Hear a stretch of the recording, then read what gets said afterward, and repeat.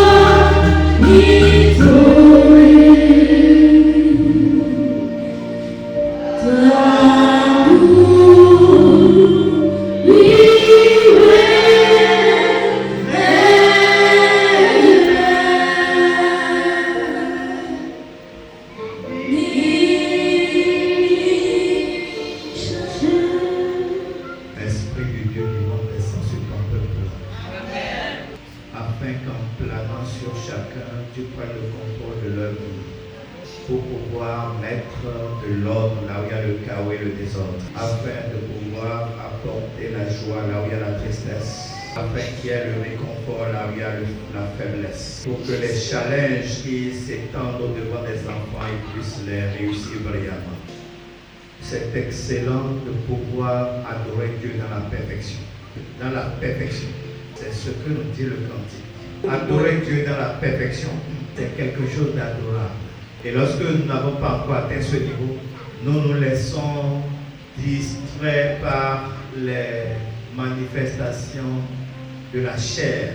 Mais lorsque nous avons atteint le niveau de la perfection, de l'adoration de Dieu, nous tendons vers quelque chose d'incorruptible qui est le corps céleste, le corps de Jésus.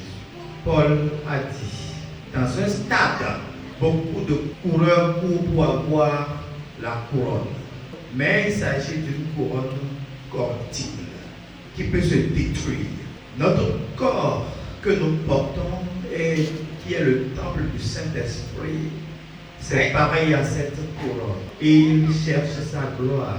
Le coureur qui remporte la course, il est applaudi par tout le monde. On écrit son nom sur tous les tableaux, ça passe sur les réseaux sociaux, sa famille est honorée. Mais le jour où il arrive qu'il soit rappelé par Dieu, non seulement la couronne qu'il a eue ou les couronnes qu'il a eues ainsi que son corps finissent par disparaître. Aujourd'hui, l'Éternel ramène à notre souvenir une leçon très importante. Que notre travail au quotidien doit chercher à atteindre le corps incorruptible qui n'est pas sur terre, mais qui ressemble au corps de Jésus quand il a été enlevé. Il y a certaines personnes qui utilisent un dicton habituel qu'on appelle carpe diem. Ça veut dire profite du jour présent. Tout ce qui est bon, pour l'instant, il faut le prendre. Que ton corps désire, il faut le prendre. C'est voler, vol. Si c'est se prostituer, prostitue-toi. Manger les meilleurs mets, même venus des territoires lointains du monde, mange. Les plus belles voitures, même s'il faut aller les passer, il faut les utiliser. Mais nous qui sommes des chrétiens, l'Éternel nous demande de transcender ces choses-là qui sont des choses circonstancielles. Et je vais commencer par le texte Jean 14.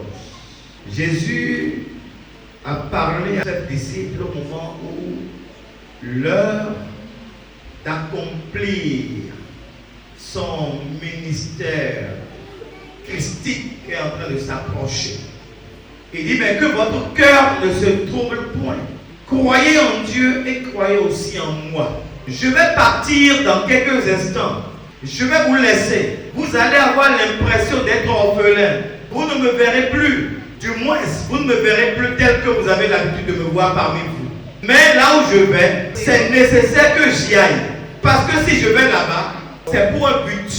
C'est pour aller vous préparer quelque chose. Il y a beaucoup de demeures dans la maison de mon Père où je vais. Si ce n'était pas le cas, je vous l'aurais dit. Ça veut dire que je suis avec vous maintenant. Mais mon temps ne s'arrête pas ici. Mon temps continue après ici. Il enseigne indirectement ses disciples en leur disant que leur temps aussi ne s'arrêtera pas ici. Il dit qu'il s'en va pour leur préparer une place. Et puisque je m'en vais vous préparer une place, je reviendrai et je vous prendrai avec moi afin que là où je suis, vous y soyez aussi. Ça veut dire que notre séparation ne s'arrête pas ici. Nous avons tous vu la façon dont Jésus a fini son ministère. Il a été malmené, crucifié. Il a connu la mort alors qu'il n'avait pas de péché. Le salaire du péché étant la mort. Et il a donc porté le péché de toi et moi, de nos anciens, de nos patriarches, sur lui. Et pour cela, il a connu la mort comme un vulgaire homme. Donc il a connu aussi le tombeau comme tout homme vulgaire. Mais au troisième jour, il a été relevé du tombeau. Et il a rencontré ses disciples à un endroit indiqué dans la Bible qu'on appelle la Galilée. Pour ceux qui ont vu Jésus mourir, qui n'étaient pas dans le secret de son ministère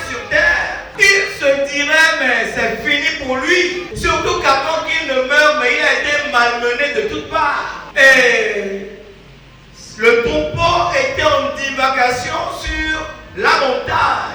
Et qu'est-ce qui s'est passé? Il s'est fait que il était nécessaire qu'il revienne pour regrouper la troupe. Mais il est mort. Et il a dit dans Jean 2, verset 19, qu'est-ce qu'il nous a dit? Il dit, détruisez ce temple. Et en 3 jours, je le relèverai. Ce temple qui est son corps, qui garde l'esprit de son Père. L'esprit qui lui a été communiqué juste après son baptême. Pour l'équiper, pour lui permettre de faire face à l'adversité du monde dans lequel il a été envoyé en tant que Dieu. Ce corps a regardé cet esprit. Mais lorsqu'il est décédé, l'esprit est sorti et le corps est allé là où il doit aller. Comme c'était déjà annoncé au moment de Genèse. Dans Genèse 3, verset 19. Tu mangeras ton père la sueur de ton front. Et à la fin des fins, qu'est-ce qui se passera? Tu es poussière. Tu retourneras à la poussière. Donc ce corps que nous tous nous avons, Jésus nous enseigne que ce corps-là ira à la poussière. Mais est-ce que lorsque ce corps va à la poussière, que devient l'esprit qui sort du corps? Parce que Dieu même en voulant créer l'homme, il a pris la poussière de la terre, il l'a formé, il a insufflé son esprit dedans et ça a pris vie. Mais lorsque le corps retourne à la poussière comme il l'a annoncé au moment du péché, que devient l'esprit? L'esprit sort et il se balade. L'Éternel nous enseigne que cet esprit de Dieu revêt un nouveau corps, qui est un corps céleste, un corps glorieux, comme le corps du Christ. Le corps du Christ a connu la tombe. Mais comment imaginez-vous que ces disciples l'aient vu quelques instants après? Comment se présentait-il? Y avait-il un corps ou il n'y avait pas de corps? Et lorsqu'il s'envolait devant ses disciples, quel corps avait-il? Jésus voulait nous enseigner que nous ne sommes pas dans ce monde éternellement, mais notre esprit passe d'un corps à l'autre et le corps actuel, lorsqu'il s'éteint, est remplacé par un corps glorieux semblable au corps du Christ. Mais cela veut dire que nous devons être en état de pouvoir revêtir ce nouveau corps semblable au corps du Christ, ce corps glorieux céleste qui ne s'éteindra plus, qui ne se corrompra plus jamais. C'est le grand enseignement de ce jour. Pour que toi et moi, nous ne nous évertions pas seulement à prendre soin de ce corps, à donner seulement chichi à ce corps, à porter des boucles d'oreilles qui viennent partout des oreilles jusqu'au niveau des plantes de pied, à porter effectivement des chaînes à notre cou de pied, ou à porter à se faire tresser avec des mèches colorées ou de diverses couleurs, pour pouvoir attirer des regards de gens qui n'étaient pas normalement destinés à te regarder. Et les mouches qui ne devaient pas se poser sur toi vont commencer par se poser sur toi. Les pantalons cassés, les jupes cassées qui révèlent ton corps, ta chair. Ou bien les BBL que c'était pour pouvoir se donner des formes. Alléluia. Alléluia. Alors que Dieu t'a donné des gogos naturels. Et ça ne te plaît pas, tu veux augmenter la rondeur de ce gogo. Il y a quelques-uns, c'est les narines là, ils veulent augmenter ou bien ils veulent raffiner. Il y a quelques-uns, c'est la lèvre là, ils les augmentent pour que ça soit bien lipu. Je ne sais pas pour quel but. C'est pour cela que l'Éternel a voulu que des prédicateurs arrivent pour maintenir notre attention sur l'essentiel. Il n'a pas dit de négliger le corps qu'il nous a donné, mais il nous rappelle simplement que ce corps est destiné à faire quoi? À mourir, devenir une poussière. Et toute la gloire que tu lui as donnée va se faner. Mais l'esprit qui est dans ce corps, où est-ce qu'il va se retrouver après? Lorsque Jésus reviendra pour te chercher, dans quel état te trouvera-t-il? Pour venir te chercher comme il a annoncé dans Jean 14. Après nous avoir laissé sa mission universelle. Mais à qui s'adresse-t-il? Il s'adresse à ceux avec qui il est en alliance. À ses enfants, toutes ses gantes. Oui, il s'adresse à qui? L'Éternel parle et convoque la terre. C'est un. Oui. Depuis le soleil levant Oui. jusqu'au soleil couchant. Oui. De Sion, beauté parfaite. De partout, oui. Blondie. Oui, l'Éternel resplendit. Il fait quoi? Notre Dieu. Oui. Il ne reste pas en silence. Oui. Devant lui est un feu dévorant. C'est un feu dévorant. Pourquoi? Le feu de la justice et du jugement. Oui. Autour de lui, une violente tempête. Alléluia. Alléluia. Il crie vers les cieux en haut et vers la terre pour juger son peuple. Verset 4. Donc, il crie vers les cieux en haut et vers la terre pour juger son peuple. Verset 5. Rassemblez-moi mes fidèles. Rassemblez-moi mes fidèles qui sont devant moi. Vous qui êtes devant moi, vous êtes mes fidèles. L'Éternel demande de vous rassembler. C'est pour cela qu'il vous a réunis de vos maisons. Pour que vous écoutiez sa parole. Oui, continue. Et les cieux publieront sa justice. Et les cieux vont pouvoir publier sa justice, oui. Et son jugement va être prononcé. Chrétiens, mes frères, chrétiens, mes soeurs. L'Éternel nous convoque à un grand rassemblement pour pouvoir juger chacun de nous. Ceux qu'il considère comme étant de son peuple, ceux qui sont la postérité d'Abraham, ceux qui ont accepté justement l'alliance au moment de Moïse, ceux qui ont dit oui quand tu as lu le livre de la loi, nous acceptons de marcher comme l'Éternel l'a recommandé. Comme c'est dit dans Exode 24, 3 à 4, puis 6 à 8. Moïse a rapporté au peuple toutes les paroles de l'Éternel et toutes les lois. Et le peuple répondit en chœur. Nous ferons tout ce que l'Éternel a dit. Et qu'est-ce que Moïse a fait en ce moment? Moïse écrivit toutes les paroles de l'Éternel. Il a écrit toutes les paroles de l'Éternel et il a fait quoi ensuite? Il se leva de bon matin. Oui. Il bâtit un autel au pied de la montagne. Très bien. Il a bâti un autel au pied de la montagne où il était allé rencontrer l'Éternel. Après cela, il a dédié des jeunes des différentes tribus d'Israël pour pouvoir faire des sacrifices, des taureaux, des sacrifices de taureaux. Il prit la moitié du sang qu'il mit dans une bassine et il a pris la moitié de ce sang-là, il a répandu sur l'autel. Le sang qui est versé sur l'autel bâtit en l'honneur de Dieu, le lieu de rencontre avec Dieu. Lorsque le sang va sur l'autel, cela apaise l'Éternel. C'est pourquoi le sang de Jésus coulé sur la croix en notre nom, ça a effacé instantanément tous nos péchés. Parce que la colère de l'Éternel vis-à-vis de son peuple que nous sommes, il fallait un sacrifice d'un certain niveau pour pouvoir l'apaiser. Le sang du Christ a servi à apaiser l'Éternel. Et la deuxième moitié du sang qui restait dans la bassine, qu'est-ce qu'il a fait? Et il répandit l'autre moitié sur l'autel. Vous savez, l'homme fait l'animal lorsqu'il voulait apaiser la colère de Dieu, quand il a péché. Maintenant, en faisant le sacrifice, on acceptait de commencer, de reprendre à marcher dans la droiture avec Dieu. Nous qui sommes là aujourd'hui, c'est nous qui avons donné de l'importance au sacrifice de Jésus. Nous qui avons donné de l'importance aux enseignements de Jésus qui nous a laissés. Nous qui avons compris que Papa Archevêque est venu pour pouvoir perpétuer le ministère de Jésus sur la terre. Alors, il est normal qu'à un moment donné, lorsque nous avons reçu la loi, les paroles, les connaissances et les enseignements, et que nous ne sommes plus comme des gens ignorants de la loi, qu'on vienne apprécier la façon dont nous avons respecté la loi. Alléluia. Alléluia.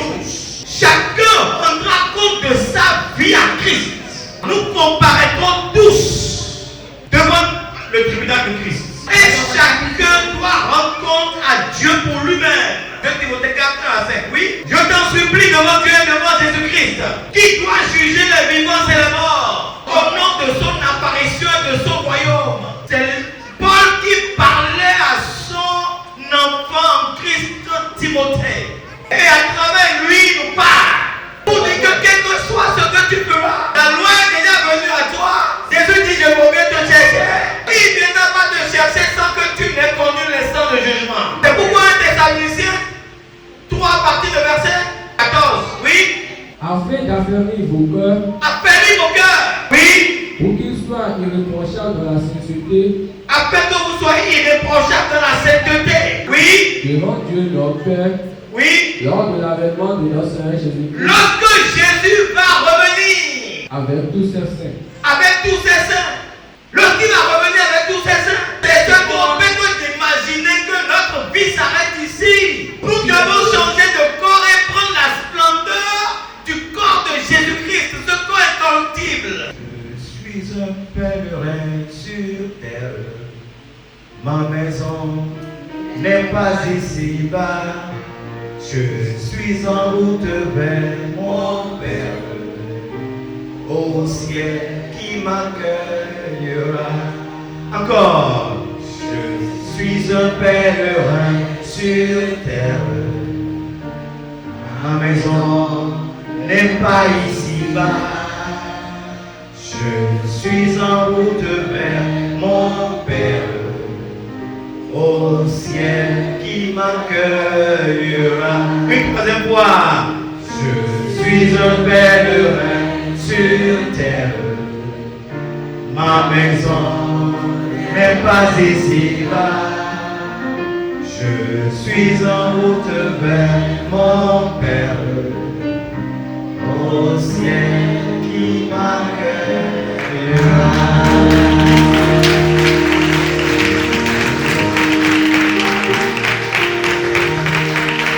Mon Père se tient devant son trône pour te recevoir, pour t'accueillir. Mais il dit Jésus siège à sa droite. Il a réservé aux humains de mourir une seule fois. Après quoi viendra le jugement. Mais lors de ce jugement, quelque chose de formidable va se produire. Comme on l'a dit Hébreux verset 24, le Christ n'est pas rentré dans un sanctuaire fait de main d'homme. Ce n'est pas fait avec la main de l'homme. Dans une simple copie du véritable sanctuaire. Un sanctuaire fait de main d'homme. Il n'est qu'une copie du vrai sanctuaire. Mais il est rentré dans le ciel afin de se présenter maintenant pour nous devant Dieu. Donc notre destination c'est le ciel. Jésus-Christ nous l'a promis à nous les chrétiens à travers ses disciples. Et Jésus même dit on va se présenter devant son tribunal. Si on vient devant son tribunal, on a dit Jésus va nous juger, n'est-ce pas? Mais Jésus dans sa compassion, il prend la place de l'avocat acclamé pour la petite. Il prend la place de l'avocat défenseur. Il rappelle à son père qu'il est déjà mort pour des péchés. Et pour ne pas donner de la peine à Jésus au jour du jugement, pour que la défense ne soit pas difficile pour lui, c'est pour cela qu'en prenant exemple de ce qui est arrivé aux riches face au pauvre Lazare, il a envoyé ses prophètes, ses prédicateurs, dont Paul, Timothée, à qui Paul enseigne, prêche la parole, insiste en toutes occasions, qu'elle soit favorable ou non, corrige, censure, encourage. Fais ceci avec une pleine patience, dans le souci d'instruire. Parce que nous sommes dans un temps où les hommes ne supportent plus la sainte doctrine. Mais ils ont la démangeaison, leur oreille a la démangeaison d'entendre des choses seulement agréables. Lorsque le prédicateur va monter ici et dire vraiment continue la prostitution, continue le mensonge, continue les complots, continue de rapprocher la caisse de l'église, continue de garder rancune. Les hommes même entendent ça. Ou bien les prédicateurs s'étant compromis par des attitudes, des comportements de mauvaise facture, ils sont obligés de contourner la vraie parole et de mentir au peuple de Dieu. Et lorsque tu commences pas à dire la vraie parole de la vérité qui a franchi, qu'est-ce qui va se passer? Les gens commencent par te maudire, par te se mécontenter, par te jalouser, par t'inimitier. Mais celui qui vient dire des paroles de bénédiction, même lorsque les gens font le péché, mais celui-là, ils vont l'applaudir. C'est pourquoi lorsque on dit soyez bénis, les gens répondent, j'ai un entend au goudron. Lorsqu'on dit tu as la victoire sur tes ennemis, ils disent amen, on entend au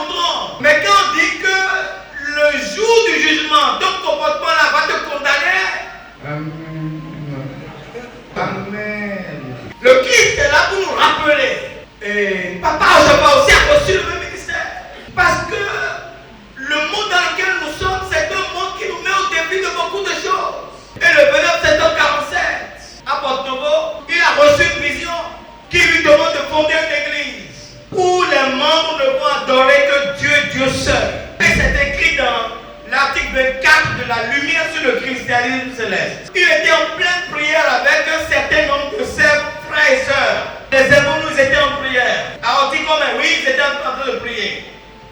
Et la voix lui dit que bon nombre de soi-disant chrétiens, lorsqu'ils sont confrontés à des problèmes et difficultés, ils s'en remettent aux divinités pour les assister. Et là, il y a une alliance qui se crée entre cette divinité et les soi-disant chrétiens. C'est important de comprendre pourquoi papa Chopin est arrivé. Ça veut dire que l'Éternel a envoyé pour corriger la perte de ses enfants, ces chrétiens.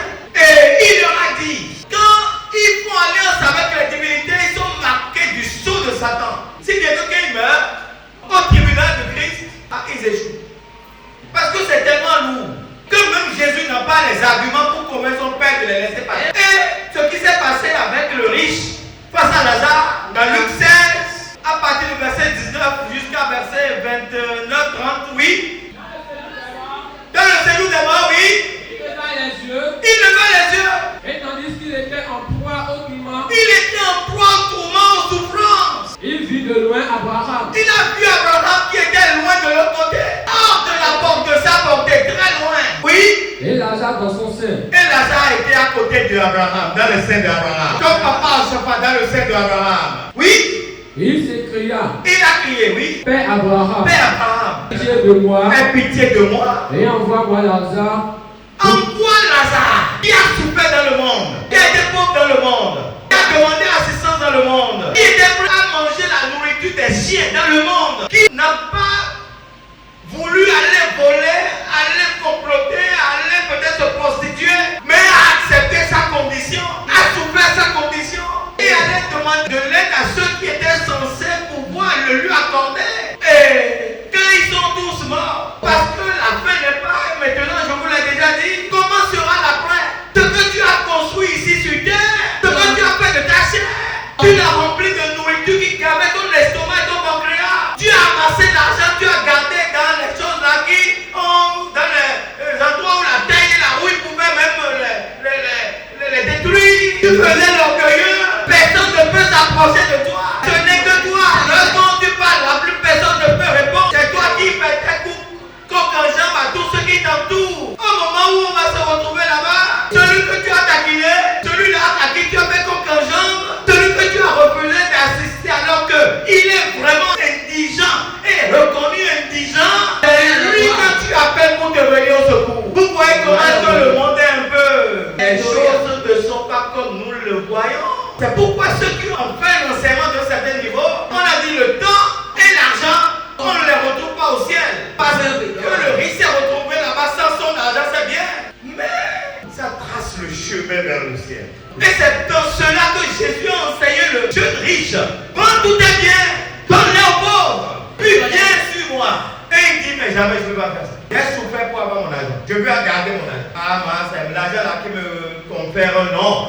Et Jésus a dit à ses disciples, regardez-le, il est plus facile pour un chameau de passer par le tour d'une aiguille que pour un riche de revêtir le corps céleste glorieux qui devrait lui être réservé. Nous devons faire attention.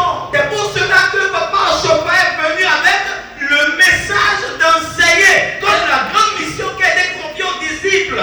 Si bien que le premier cantique qui lui a été annoncé par une dame dans une foule inconnue et non, et jusqu'à aujourd'hui, on n'a pas pu garder son nom. Le premier cantique, le cantique 230. Oui, oui, c'est nous le Mimosé Dayaga, Mosé Bébé, Jéhovah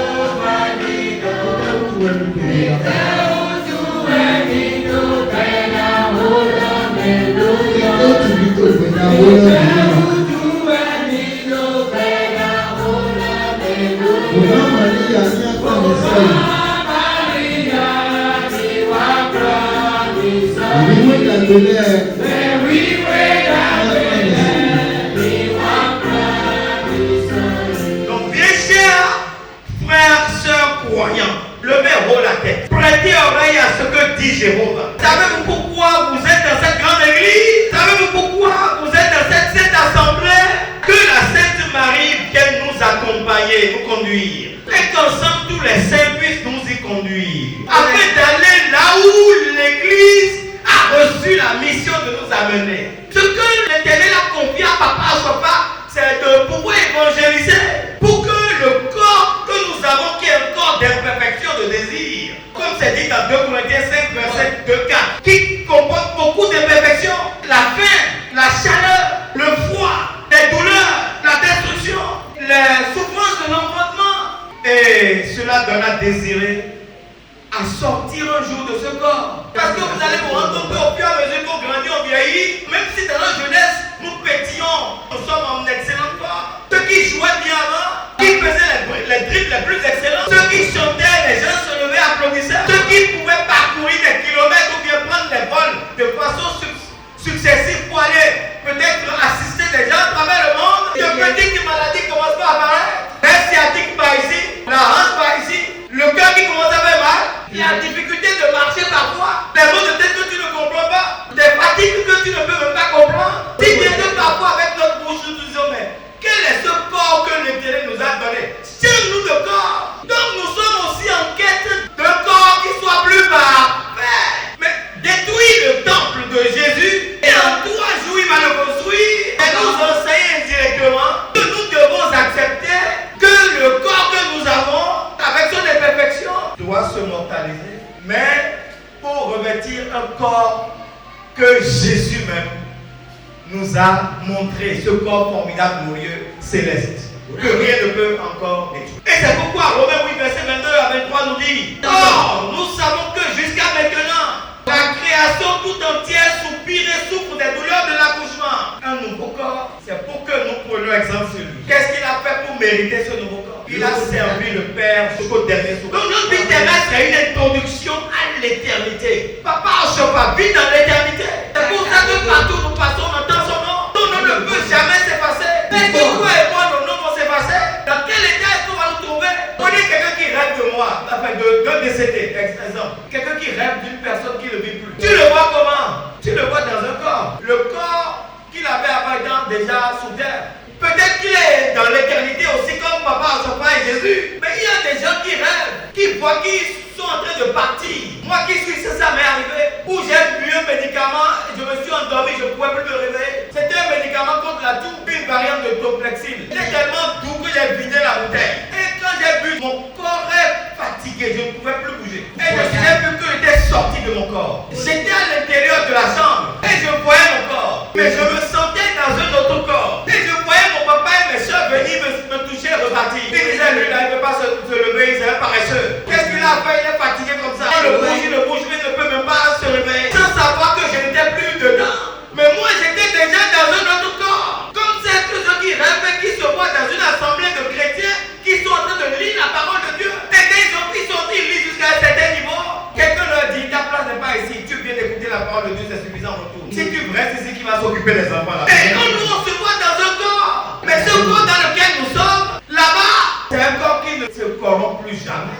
Mais dans le même temps, il y a des gens qui sont en train de se promener, en train de se coller la tête à gauche et à droite. Parce que la vie qu'ils ont menée sur terre, c'était une vie vraiment lamentable et non recommandable. À quoi est-ce que l'Éternel nous invite? Qu'est-ce qu'il attend de nous? C'est que nous soyons prêts. Ce langage que vous tient. Allez dans verset 6-7 pour finir.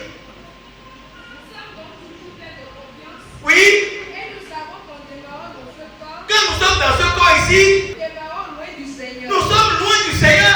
Mais nous devons aller au Seigneur. Nous devons travailler pour aller au Seigneur. Mais c'est la perfection qui va vers le Seigneur. Comment est-ce que nous allons faire pour que au moment où le Seigneur va venir, nous soit trouvé agréable? Comme les 10 mariés, donc 5 sont folles et 5 sages. On dit vous allez vous marier, le marié arrive. Mais il va arriver à un moment où personne ne s'attend. Est-ce que tu volais? Est-ce que tu étais distrait à parler avec les copines? On dit que